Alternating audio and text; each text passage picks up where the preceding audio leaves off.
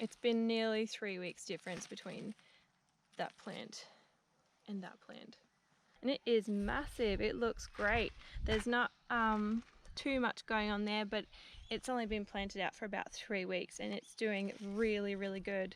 So we're checking out our little friend down here. This is Napa Cabbage. And we're going to take a closer look at what this is here. These are all going to turn into little flowers that the insects are going to love, and eventually they will, when the flowers die, they will dry off and they will become seeds.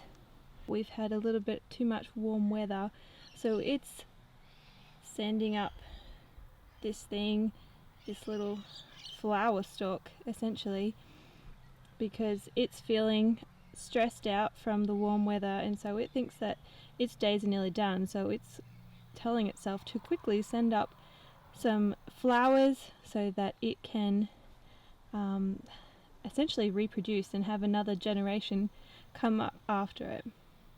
So we've had a bit of warm weather over the last couple of days, even though it is actually our autumn and we are about halfway through that. And so stressing out some of the plants. This is the first one that I've seen to send up a little stem. So it is essentially starting to bolt, or it's going to flower, or it's starting to seed. So they're all sort of terms that get used together. They all essentially mean the same thing, that the time is up for the plant's life, and it wants to ensure that it will survive and there will be more of it after it is gone.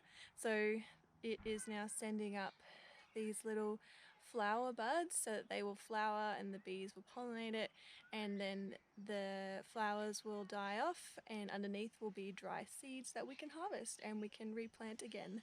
So some other kinds of plants that you'll get the seed from: flowers. An example is behind me. These are zinnias, so they're beautiful there. Once they dry up, the seeds will actually be behind all of the petals there, and you'll be able to collect them and sow them again and get those kind of zinnias again. Another good example is marigolds. And so when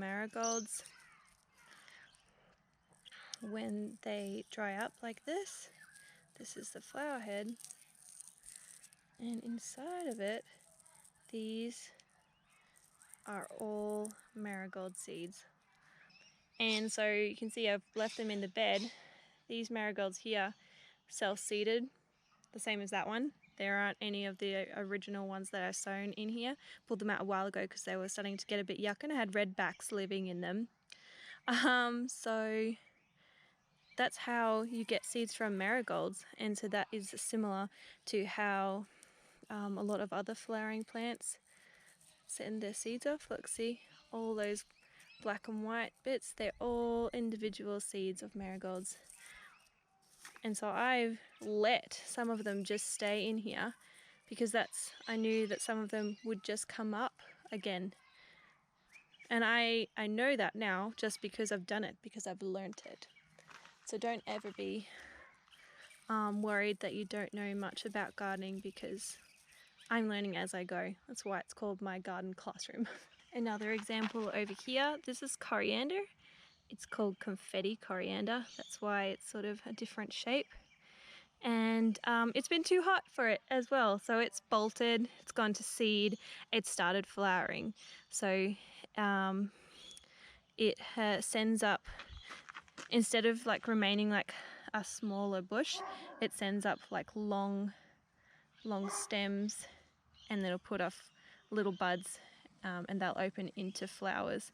And so it will do the same thing. It will flower and be great for pollinators to come, and then once it's flowered and all of its flowers have been pollinated by bees, then it will dry off, and then underneath there will be coriander seeds.